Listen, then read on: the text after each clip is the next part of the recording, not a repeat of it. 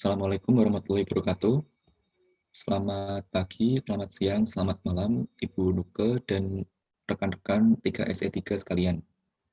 Pada kesempatan kali ini, izinkan saya dan rekan saya untuk mempresentasikan hasil penelitian kami yang berjudul Analisis Fungsi Produksi CPO di PT Sawit Sumbermas Sarana Tbk. Sebelumnya, izinkan kami untuk memperkenalkan diri. Nama saya Cesario Hanif Naufal dan rekan saya Aquila Patricia Tindawan. Outline yang akan kami presentasikan pada kesempatan kali ini mencakup 6 outline yang meliputi latar belakang, perumusan masalah, tujuan penelitian, metodologi, hasil dan pembahasan, dan simpulan. Yang pertama adalah latar belakang. Indonesia merupakan salah satu negara agraris di Asia Tenggara. Negara agraris merupakan negara yang menjadikan sektor pertanian sebagai sektor tulang punggung perekonomian negara mereka. Di dalam salah satu subsektor di sektor pertanian, terdapat subsektor perkebunan. Subsektor ini menjadi salah satu andalan Indonesia dalam mendongkrak produk domestik bruto. Pada tahun 2019, subsektor ini mampu menyumbang 3,7% dari total PDB ADHK dan menempatkannya sebagai penyumbang PDB terbesar di antara subsektor lain di sektor pertanian. Komoditas yang menjadi unggulan di subsektor perkebunan mencakup kelapa sawit, kopi, karet, dan lada. Pada tahun 2019, Ditjen Perkebunan mencatat bahwasanya terdapat total produksi sebesar 45,86 juta ton kelapa sawit. Jumlah ini meningkat 6,94% dari tahun 2018.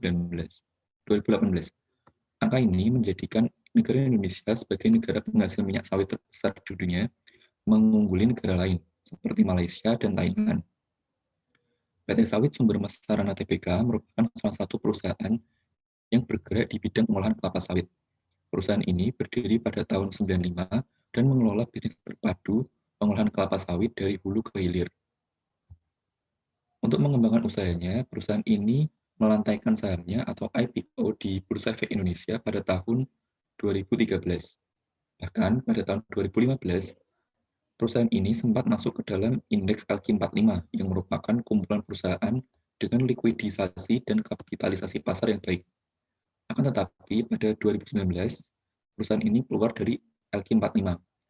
Faktor-faktor yang disinyalir menjadi penyebabnya adalah penghapusan minyak sawit sebagai bahan baku biodiesel, perang dagang Amerika Serikat dan Tiongkok, serta harga CPO yang terus menurun. Berdasarkan uraian latar belakang yang telah dipaparkan, maka rumusan masalah dalam penelitian ini adalah sebagai berikut. Yang pertama, bagaimana produksi CPO di PT Sawit Sumbermas Sarana Tbk pada periode 2013 sampai 2019. Yang kedua, apa saja faktor yang memengaruhi produksi CPO di PT Sawit Sumbermas Sarana Tbk? Dan yang terakhir, berapa besar elastisitas faktor-faktor tersebut dalam memengaruhi produksi CPO di PT Sawit Sumbermas Sarana Tbk? Untuk menjawab rumusan masalah tersebut, penelitian ini memiliki tujuan sebagai berikut.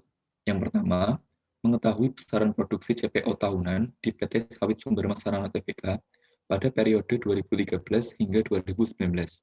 Yang kedua, mengidentifikasi faktor-faktor yang memengaruhi produksi CPO di PT Sawit Sumbermas Sarana Tbk. Dan yang terakhir, menganalisis besar elastisitas faktor-faktor tersebut dalam memengaruhi produksi CPO di PT Sawit Sumbermas Sarana Tbk. Kemudian, kami akan menjelaskan terkait metodologi yang kami gunakan. Untuk metode pengumpulan data, penelitian ini menggunakan data sekunder yang diperoleh dari laporan tahunan PT Sawit Sumbermas Sarana Tbk yang tercantum baik di website resmi perusahaan maupun website Bursa Efek Indonesia. Periode data yang kami gunakan mencakup tahun 2013 hingga 2019. Dengan variabel, yaitu produksi CPO sebagai variabel Y, kemudian biaya produksi sebagai X1, jumlah tenaga kerja sebagai X2, produksi tandan buah segar sebagai X3, variabel mesin sebagai X4, dan luas lahan menghasilkan sebagai X5. Kemudian untuk metode analisis data, kami menggunakan analisis deskriptif dan inferensia. Analisis deskriptif digunakan untuk mengetahui gambaran umum produksi CPO di PT Sawit Sumbermas Sarana Tbk. Analis yang digunakan berupa penyajian data dengan bar chart. Sedangkan untuk inferensia digunakan untuk mengetahui faktor yang memengaruhi produksi CPO di PT Sawit Sumbermas Sarana Tbk beserta elastisitasnya. Adapun yang digunakan sebagai alat analisis adalah fungsi Cobb-Douglas. Fungsi produksi Cobb-Douglas adalah suatu fungsi atau persamaan yang melibatkan variabel dependen berupa produksi dan dua atau lebih variabel independen yang bertindak sebagai faktor produksi. Pada penelitian ini, digunakan satu variabel dependen dan 5 variabel independen, sehingga persamaan yang akan dibentuk adalah sebagai berikut. Selanjutnya ada hasil pembahasan yang akan dijelaskan oleh rekan saya. Berikut disajikan bar chart produksi CPO dari tahun 2013 sampai 2019 dalam ton di PT Sawit Sumbermas Sarana Tbk atau SSMS. Terlihat dari bar chart bahwa setiap tahun produksi CPO SMSS cenderung naik, namun pada tahun 2016 dan 2019 mengalami penurunan dari tahun sebelumnya. Untuk memilih model terbaik, kami menggunakan metode backward selection. Berdasarkan metode backward selection, model yang terbentuk adalah len Y sama dengan min 4,266 plus 0,44 len X1 plus 0,548 len X3 dengan kedua variabel independen signifikan terhadap Y len Y. Selanjutnya dilakukan uji asumsi klasik. Yang pertama dilakukan uji asumsi non-multikoliniaritas.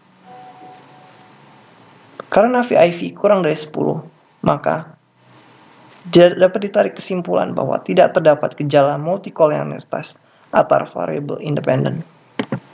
Selanjutnya adalah uji asumsi non-autokorelasi. Berdasarkan uji asumsi non-autokorelasi, nilai Durbin-Watson adalah 2,249. Karena nilai Durbin-Watson di antara 4 min DU dan 4 min DL, maka tidak dapat ditarik kesimpulan mengenai asumsi non-autokorelasi, sehingga dilanjutkan dengan uji lainnya.